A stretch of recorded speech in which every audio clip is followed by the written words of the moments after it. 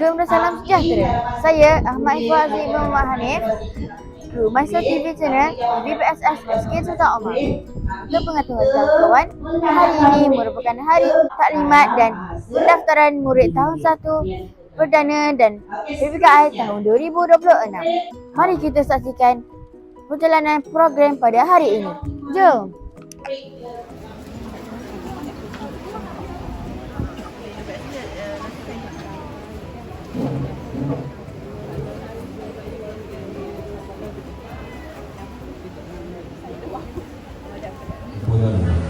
Kami bersyukur kehadiratmu kerana dengan izin dan limpah kurniamu dapat kami berkumpul pada pagi yang penuh makna ini sebelum majlis pendaftaran murid tahun 1 Sekolah Kebangsaan Sultan Omar. Jadikanlah majlis ini berjalan dengan lancar, teratur dan diberkati olehmu. Ya Allah, kami mohon kepadamu kurniakanlah kepada anak-anak ini hati yang benar, jiwa yang berani dan semangat yang tinggi untuk menuntut ilmu. Program transisi tahun 1, program DLP dan juga taklimat berkaitan dengan kelas PPKI. Jadi ucapkan terima kasih kepada semua di atas kehadiran ramai hari ini. Kita kalau ikut catatan kita berkaitan dengan pendaftaran tahun 1, 139 orang. Menghantar anak dia sama ada tahun 1 ataupun PPKI. Untuk makluman ibu bapa, nama saya Cikgu Baru David Ismail, Penolong Kanan di Kakas yang mengurus murid-murid MPPK perguruan pendidikan khas anak-anak istimewa di SK Sultan Omar. Fasa transisi ini berlangsung, info pelaksanaan, aktiviti yang akan dijalankan dan juga saya akan memperkenalkan sedikit sebanyak guru kelas tahun 1. Guru-guru, para ibu bapa dan murid-murid Dan juga pendapatan.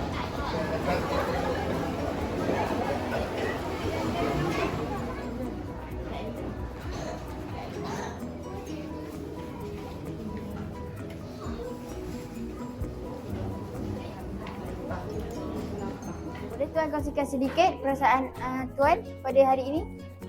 Alhamdulillah, saya melihat kepada keadaan hari pertama persekolahan anak ni lebih kepada rasa bangga lah, kerana anak beralih daripada fasa yang sebelum ni kepada fasa yang sekolah rendah, yang mana persekitarannya lebih luas, memberi ruang yang begitu meluas lah untuk anak mengenali apa keadaan-keadaan yang ada di sekelilingnya.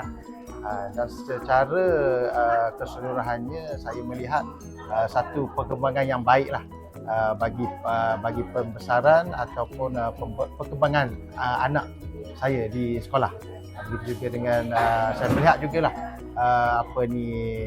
pelajar-pelajar lain yang begitu gembira dan begitu teruja lah untuk beralih ke ibarat kata ke dunia lain yang baru, dunia yang baru dalam sesi persekolahan di sekolah rendah.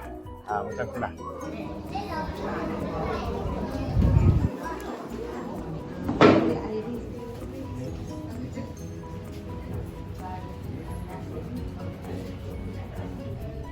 Adik-adik, adik nama apa? Akil. Adik suka tak pergi ke sekolah? Suka Oh, kenapa? sebab nak jumpa kawan-kawan baru, cikgu baru. Seronok. Terima kasih kepada semua ibu bapa dan warga sekolah atas kerjasama yang diberikan. Diharapkan semua murid tahun 1 dapat menyesuaikan diri dan bersemangat untuk pergi ke sekolah. Sekian sahaja laporan daripada saya, Ahmad Iqbal Aziz.